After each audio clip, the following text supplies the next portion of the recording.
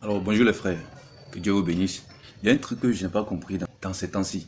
Je ne sais pas si vous remarquez cela, je parle aux frères. Hein. Voilà, bon, je sais pas si ce que je vais dire, les soeurs vont se retrouver dedans, mais ça concerne d'abord les frères. La remarque que j'ai faite, c'est que bizarrement, toutes les filles sont belles maintenant. Oui, sérieusement, toutes les filles, on a l'impression qu'il y a eu un pataboum et toutes les filles sont devenues jolies. Ah, je comprends pas. Si c'était joli seulement, bon, je pourrais comprendre. Mais il y a aussi l'aspect où elle t'a dit quoi.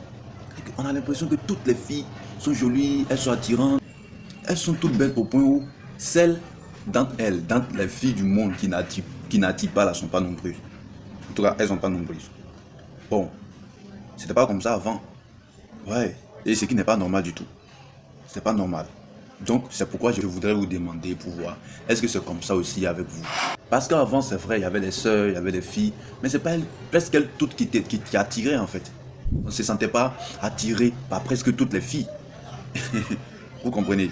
Voilà. Et je me posais beaucoup de questions concernant cela. Je me dis que, est-ce que, voilà, vraiment, qu'est-ce qui se passe? Est-ce que c'est parce que les filles sont possédées d'un esprit de sirène, d'un esprit de séduction?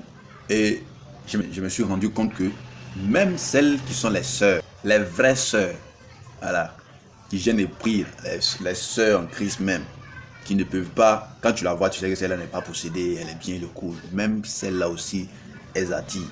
Et donc, cela veut dire que le problème n'est pas au niveau des filles qui attirent. Voilà, c'est vrai que les païens, bon, pas tous les païens, et beaucoup d'entre elles ont des esprits de séduction ou le font exprès pour séduire. Voilà, mais aussi le gros problème, c'est que parmi les sœurs en Christ aussi qui s'habillent noblement, qui s'habillent décemment, on voit que elles aussi, là, elles attirent. Donc, j'ai compris que là, il ne s'agit pas d'un problème de sirène de zoo ou bien c'est pas un problème qui se situe au niveau des filles en question. Mais c'est un problème qui se trouve au niveau des hommes. Vous comprenez? Pendant que j'entends parler, c'est que tu te retrouves. Donc, on va pas dire que non, c'est toi, c'est là, non, mon gars, tu te retrouves dedans.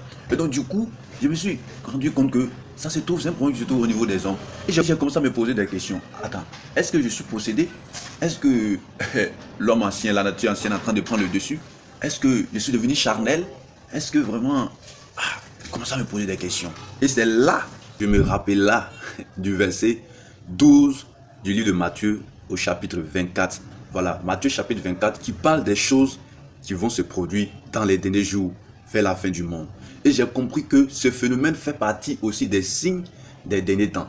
Pourquoi? Parce que ce verset vient nous dire que, parlant des derniers temps, Jésus a parlé de comment les signes qui vont se produire. Il dit qu'il y aura des faux prophètes, il y aura des guerres par-ci, par-là, il y aura vraiment l'apostasie et autres. Et arrivé au verset 12 du chapitre 24 du livre de Matthieu, il dit là-bas que, il dit le péché et l'iniquité, ce sera accru de telle sorte que la charité d'un plus grand nombre sera refroidie.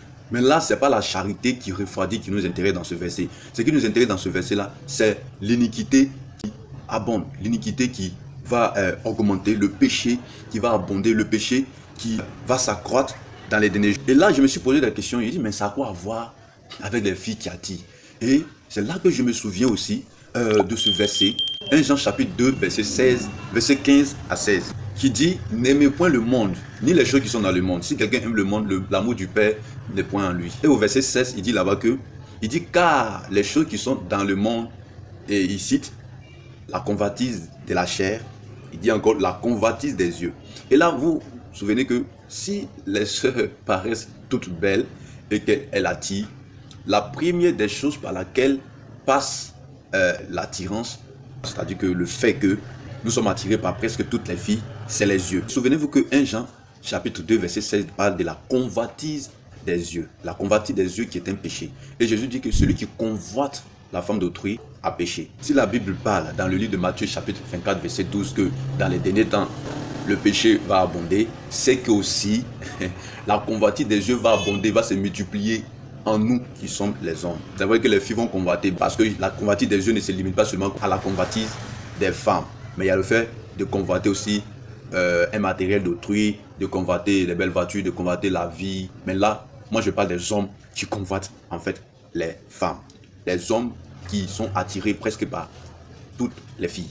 Et là, j'ai compris qu'en vrai, c'est pas un problème. C'est pas un problème de possession. C'est pas que je suis possédé, ou bien que les filles sont possédées, ou bien elles sont, bon, je sais pas. Mais c'est le fait que c'est la réalité des derniers temps. Le péché a abondé. Et donc cet élément-là aussi, la convoitise des yeux a abondé. Et voici le problème. Et donc, tu n'as pas un problème quelconque. Si tu te sens attiré par toutes les filles, à presque toutes les filles, vraiment, tu vois que tes yeux prennent plaisir à regarder les filles, toutes les filles maintenant. Et puis, c'est que tu te poses des questions, mais pourquoi toutes les filles sont belles comme ça? Chaque fille que tu rencontres, voilà, est belle et elle est attirante et autres là. Mon gars, le péché a abondé. La convoitise des yeux a abondé. Et précisément la convoitise des femmes. Le fait que nos yeux, Satan, je sais pas, Satan fait miroiter sur les yeux des hommes, les femmes là. Et il embellit. Au travers de cet élément là, la convoitise des yeux, il vient miroiter, il vient embellir. Il vient rendre toutes les filles belles à tes yeux. Voilà. Et la convoitise des yeux étant en toi, commence à contempler. Étant abondé en toi, commence à contempler de manière exagérée. Et c'est ça, voici en fait le problème. Alors tu vas te poser des questions que puisque c'est la réalité des derniers temps, donc on fait comment? On se laisse conduire et contrôler par ce phénomène-là. Mais non, Paul dit dans le livre de Romains, je crois bien, Romains chapitre 6, verset 1, que il dit, puisque la grâce a abondé, demeurons-nous. Il dit, demeurons-nous dans le péché pour que la grâce abonde. Et il dit, non, loin de là. Et donc, non, loin de là, on ne se laisserait pas faire. Parce qu'il y a une solution que le Seigneur nous propose. Si tu te dis que non, c'est parce que c'est la fin du monde, c'est les signes des derniers temps, donc on ne peut rien y faire, alors sache que ça va t'emporter. Parce que ça ne va pas rester comme ça. Un jour va arriver, tu vas chuter. Donc c'est un problème à régler. C'est vrai que la fin des temps est arrivée, mais le Seigneur a parlé, c'est l'un des signes des derniers temps, parce que le péché a abondé, la convoitise des yeux, de la chair a abondé en toi, et ça fatigue, ça miroite, ça vient pomper la beauté des filles, et qui fait que toutes les filles t'attirent. Mais là, il y a la solution que le Seigneur a donnée pour régler ça. Dans le verset 13 du chapitre 24 du livre de Matthieu, il a donné la solution là-bas en disant que, il dit, mais ceux qui persévéreront seront sauvés. Ceux qui persévéreront par rapport à quoi? Ceux qui persévéreront par rapport à la sanctification. Paul dit que je traite mon corps durement, afin que, après avoir prêché aux autres, que je sois rejeté. Donc, traitons nos corps durement. Persévérer par rapport à la sanctification. Paul dit encore, il dit, travaillez à votre salut avec crainte et tremblement. C'est un effort, c'est un sacrifice à faire, aidé par le Saint-Esprit, dont tu te sanctifies et tu vois que dans ces temps-ci, voilà, les trucs sont, les filles là, voilà, vraiment, tout est devenu poté, ça t'attire partout. Mon cher, il faut te concentrer, il faut te sacrifier, il faut persévérer par rapport à ton état, ça va passer. Oui, bien aimé. Pourquoi je dis ça va passer? C'est vrai que c'est le signe des derniers temps, ça va continuer à s'amplifier, mais il y a une position à tenir pour que, quel qu'en soit la manifestation des signes des derniers temps, et que toi tu ne sois pas emporté, que toi tu ne sois pas envahi, influencé ou impacté négativement par ces signes des derniers temps. Sinon, toute ta vie, souvent même les vies de 14 ans, elle a 14 ans, elle a 13 ans, mais déjà, aïe, moi je ne comprends pas. C'est un problème à régler et la solution se trouve dans la parole de Dieu. Dans le livre de Hébreux chapitre 12 verset 1, il dit là-bas que le péché nous enveloppe si facilement, mais il dit qu'on doit persévérer et garder les regards fixés sur la carrière qui nous a été ouverte. Le Seigneur nous a ouvert la porte du salut et nous a dit qu'on garde ce salut-là en marchant dans la sanctification. Alors, et Dieu dit que ce que Dieu veut dans 1 Thessaloniciens, je crois bien, chapitre 4, il dit ce que Dieu veut, c'est notre sanctification. Celui qui ne se sanctifie pas ne verra pas Dieu. Sans la sanctification, nul ne verra le Seigneur. Donc, ça nous fournit des efforts. Oui, qu'est-ce que nous devons faire? Il ne faut pas regarder. Parce que c'est les yeux, c'est par les yeux que ce péché-là passe, que la combattue des yeux passe pour affaiblir les hommes, pour se manifester. Voilà, donc du coup, il ne faut pas regarder. Quand tu regardes et puis tu as regardé une première fois, tu vois que ça t'a attiré, vraiment, ça fait un boom. Ah, mon gars, il ne faut plus regarder. Il ne faut plus regarder. C'est là que la Bible dit fuir le péché. Il n'a pas dit lutter. Il ne faut pas fixer tes yeux dessus et puis dire non, moi, il a regardé. Il a contemplé la créature de Dieu et puis je vais lutter. Il n'a pas dit qu'il faut lutter. Il dit qu'il faut fuir. Donc, tes yeux, il faut fuir avec tes yeux. Quand tu regardes et puis tu vois que ces choses-là, tu fuis avec tes yeux. Et puis, si des pensées commencent à venir, à dire que ah, tu as regardé, tu vois, tu parles à tes pensées. Jésus a vaincu le diable par la parole. Tu parles, tu révèles, je sais pas, tu confesses ta nouvelle identité. Tu dis que moi je suis saint. Ce que Dieu veut, c'est la sanctification. Mon corps est le temple du Saint-Esprit. C'est les signes des derniers temps. Je n'ai pas un problème quelconque. Mais moi, ma nature divine, j'ai la nature divine à moi. C'est vrai qu'elle est belle. C'est une belle créature du Seigneur. Mais je suis désolé. Je ne vais pas rester là à la contempler, à la convoiter. Pourquoi? Parce que c'est un péché. Et étant un participant de la nature divine, les divins ne font pas ça. Et donc du coup, je détourne mes regards. C'est un sacrifice à faire. Souvent même les yeux ne veulent pas. Les yeux ne sont pas encore rassasiés. Ils ont toujours faim de combattre. Mais toi, tu tournes tes yeux. C'est un sacrifice à faire.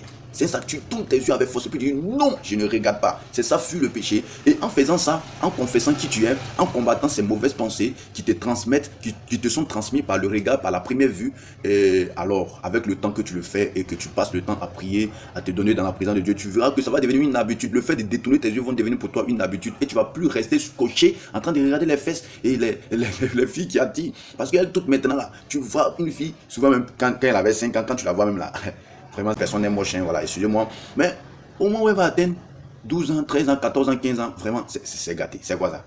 Tu vas voir, elle change, sa morphologie change, sa forme change, tout devient truc. Ah, non, on ne comprend pas. Et donc, du coup, si tu ne fais pas attention, que tu n'appliques pas ça, mon gars, tu es mal barré. Parce que ça va pas s'arrêter, ça va continuer à s'amplifier. Donc, à nous de trouver des stratégies dans la parole de Dieu pour vaincre ça. Voilà. Et l'une des stratégies aussi, il faut te marier, frère. Il faut te marier, frère. Tu vois, frère, marie-toi. Paul dit que celui qui brûle se marie. Voici une des solutions. Tu te maries, tu as ta femme à la maison. Dieu passe par la femme pour soutenir les hommes, frère. C'est pourquoi il dit que celui qui brûle se marie. Quand tu sens que ça ne va pas, mon gars, marie-toi. Il ne faut pas rester là, te jouer les Superman, les quoi. Non, moi j'ai dit que si ce n'est pas 35 ans ou bien si ce n'est pas 30 ans. Si non, frère, il faut enlever tous ces trucs-là. C'est ton âme que tu veux sauver. Il faut te marier. Il faut te marier. L'une est forte sur la terre. Marie-toi. Et quand ça est comme ça, Dieu va passer par la femme pour te soutenir. Dieu va passer par ta femme pour t'aider. Bien aimé, c'est très nécessaire parce que le royaume de Dieu, on doit tout faire pour le garder. Le salut là, on doit se battre pour le garder parce que si tu l'as raté, frère, si tu as raté le ciel, c'est fini pour l'éternité. C'est fini, l'enfer est cruel. Mais bien aimé, donc faisons tout. Je vois que vous les seuls, vous voyez que ça vous concerne, les mollets des garçons, les plats, tablettes de chocolat vous fatiguent. C'est appliquer ces mêmes choses là. Appliquer ces mêmes conseils que je viens de donner. Fuyons les films où se trouve de l'impureté, où il y a les filles qui se présentent nues, des photos de nudité, des choses que nos yeux peuvent voir qui est impur, quoi. Voilà, fuyons ça, ne donnons pas nos yeux à toutes ces choses-là. Et vous allez, si on ne donne pas nos yeux, si on fuit toutes ces choses-là, vous allez voir que ça va beaucoup nous aider. Voilà, que Dieu nous bénisse, que sa grâce se repose sur nous. Mettez dans les commentaires les autres stratégies à appliquer pour pouvoir fuir. Voilà, pour pouvoir vaincre ces gens de désirs et de convoitises exagérées. Voilà, que le diable est en train de répandre maintenant partout, en amplifiant la beauté des filles. Mettez dans les commentaires des stratégies. Comment toi tu fais pour vaincre ça, mettez dans les commentaires et nous allons voir. Moi j'ai mis pour moi, donc toi, d'un maître pour aider un jeune, pour aider un frère qui quelque part lutte, qui quelque part ne sait pas quoi faire. Donc que le Seigneur vous bénisse et que sa grâce se repose sur vous. Abonne-toi s'il te plaît, vas-y, allez, abonne-toi, c'est pour me soutenir, allez, vas-y, abonne-toi.